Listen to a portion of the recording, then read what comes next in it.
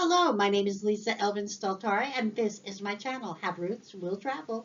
I'm a genealogist and a passionate traveler. Over the last year, I have been exploring Les Filles du Roi, the King's Daughters, and we've been taking each and every one of them and creating a mini biography of them just to kind of get a handle on these extraordinary women who I believe need to be featured and need to be admired. Each one of them has contributed to the story that is Quebec, Canada, and North America. What started out as a very small little project for me, just to honor some of my great grandmothers, has turned into this project, and I'm very excited about it. And I fully intend to do all 700 or so of the Filles du Roi, and we will explore their stories together. If you have, a suggestion for me to explore, please jot down her name and either submit it on, right here on the video in the comments below, or you can email me at lisa@haverootswilltravel.com, or you can actually look at my Facebook page at Have Roots Will Travel, and I will absolutely respond, let you know if it's already been done. Just so you know, on my website, Have Roots Will Travel, I have a section where I actually talk about or list all of the feature one that have already been done with a link, with an appropriate link. So have a look at that if you're interested. Also, don't forget to subscribe and click on that notifications alert so you can get alerted. I post about twice a week now. We'll see if that continues. I may go to 3 times, not sure. We'll see how it evolves. And with that, let's get started. The King's Daughters was a program begun by Jean Talon in 1663. I produced a video called The Program 2.0. Please have a look at that. That'll give you all the ins and outs that you need to know, and will give you some perspective as to what your ancestor went through. So let's get to find out who is our Filles du Roi of this episode. The lady we are featuring today is Anne Magnan, and I hope I'm saying it correctly. Please let me know if I am not. And this is a viewer request. I do not have her in my file, so let's get to know Anne a little bit better. So Anne was born in 1650 in the Saint-Germain-l'Auxerrois in the premier arrondissement, the first arrondissement in Paris. Her parents were Simon Magnan and Anne Magnan. I do not have her mother's maiden name. The Church of Saint-Germain is located, as I've said, in the first arrondissement, and it's directly across from the Louvre Palace. Can you imagine? It was named for Germanus of Auxerre, the Bishop of Auxerre, who became a papal envoy and who met Saint Geneviève, the patron saint of Paris, on his journeys. Geneviève is reputed to have converted the Queen Clotilde and her husband to Christianity at the tomb of Saint Germain in Auxerre. So that's the story of that particular church. The current church was built in the 13th century with major modifications in the 15th and 16th centuries. From 1608 until 1806, it was the parish church for the inhabitants of the palace, and many notable artists and architects who worked on the palace had their tombs in this church. During the 2019 fire, which badly damaged Notre Dame de Paris Cathedral, the cathedral's regular services were held at Saint-Germain. So that gives you an idea of how large the place is. The premier arrondissement, the first arrondissement of Paris, is as you remember, Paris is in a circular fashion, and there are 20 circles or arrondissements, it's really part of the first, second, third, and fourth arrondissement. They're kind of all together.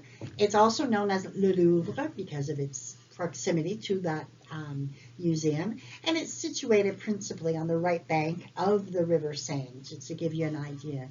And its locality is one of the oldest areas of Paris. It's the heart of the city. It was part of Lutetia, which was conquered by the Romans in 52 BC. While some parts on the right bank, including the Halles, which is part of the market, dates back to the early Middle Ages. It's the least populated of the city's arrondissement and one of the smallest, with a land area of only about less than a square mile. And a significant part of the area is occupied by the Louvre Museum and the Tuileries Gardens.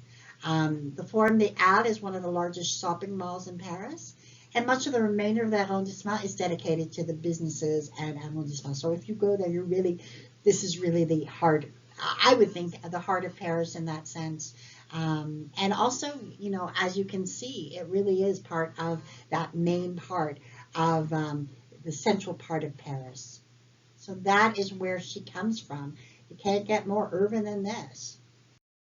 At the remarkable age of 15, she embarked on a journey on Le Saint-Jean-Baptiste de Dieppe, and that would take her to New France as a fille de roi. We do not know if her parents were alive or dead. We just know that she was on that ship, and she arrived in Quebec City on June 18th, 1665.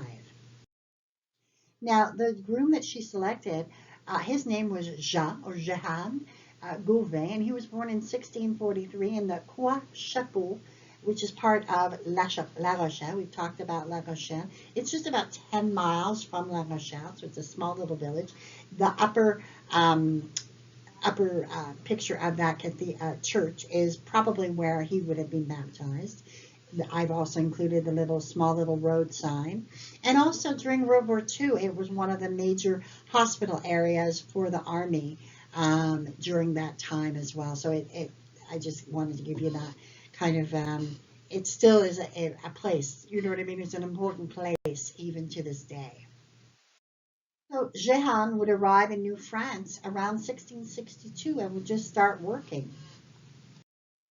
On October 22nd, 1665, remember she came in June, and so by October they are married in Quebec City. This is a copy of their marriage record. By then, Jean would have probably, have completed his apprenticeship. I would think that he came as an apprentice, and it's usually a 3-year contract. So he probably had completed that and was able to purchase land, and let's see where they go from here. So Anne and Jean would settle in a place called Ancienne Lorette. This is actually the first time in all of these episodes where we've actually gone to Ancienne Lorette. Ancienne Lorette was a separate town.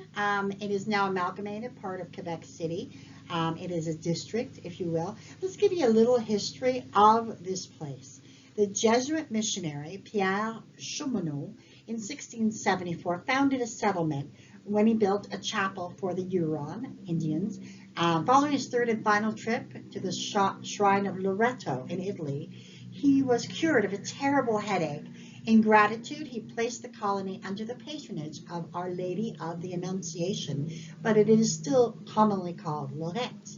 In 1697, the Hurons left the village in search of better land for hunting and fishing. Afterward, the site became known in French as Vieille Lorette, or Ancienne Lorette.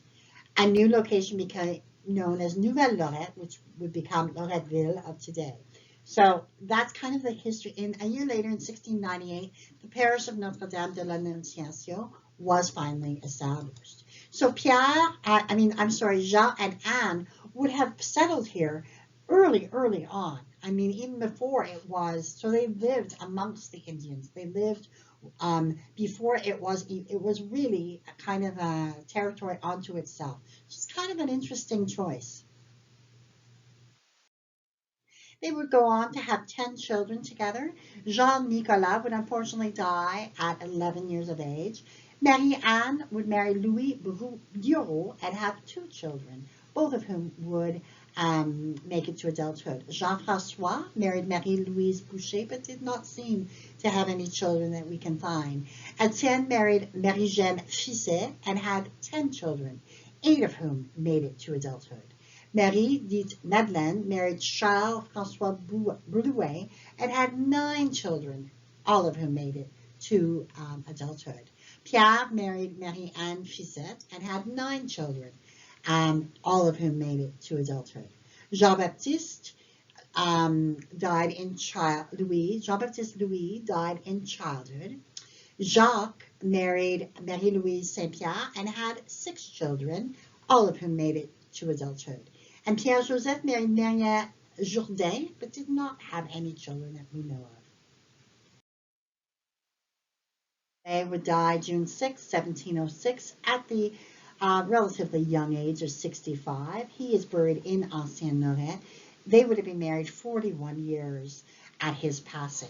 Anne would die the 20th of December, 1713, at the Hôtel Dieu in Quebec City, and she is buried in that at that cemetery. At that time, in 1729, they would have 65 descendants. But let's have a look at the legacy that continued. So the legacy continues. We have an Association des Gauvins d'Amérique, and I've posted the link in the notes below. We have a park called Le Parc Cyril Gauvin, which is found in Ancienne-Lorraine. And this is where the association erected a monument to Jean and Anne in 2003.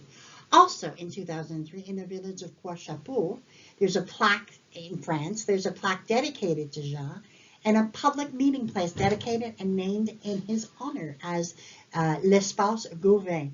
When I was researching the area, in the bio section, I was like, oh my gosh, they still remember him. So they have made a mark.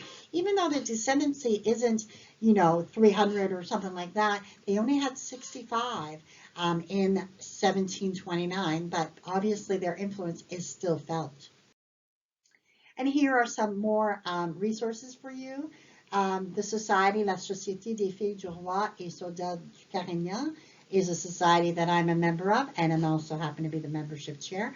Even before I was a member, I would use this site, so please go on and have a look and see if it's something of use to you, and we'd love to have you as a member as well. And then we have Les Filles du Roi Descendants. It's a Facebook group, and they have 5,000 members, so I would definitely urge you to have a look at that. And then the site that I use so much is Migration, just to confirm a lot of the details and that sort of thing. It's a treasure trove of information about this particular part of Quebec history. I would heartily encourage you to have a look at that. And with that, we end episode number 84. Jean Gauvin and Anne Magnan are absolutely, really salt of the earth kind of people. I mean, there they are. They went to Ancienne-Lorraine. They didn't settle in a common place, if you will, and went on and had 10 children. And there are still people honoring them today. I would love to know if this is your descendancy as well. I find them a remarkable, solid couple. And I love the fact that they just got married, had children, established themselves, and there they go. And sometimes life is just that, not easy, but that's évident, as we say in French. It just flows. So with that, we thank them for their contribution, and I will see you on episode number 85. Until then, au revoir.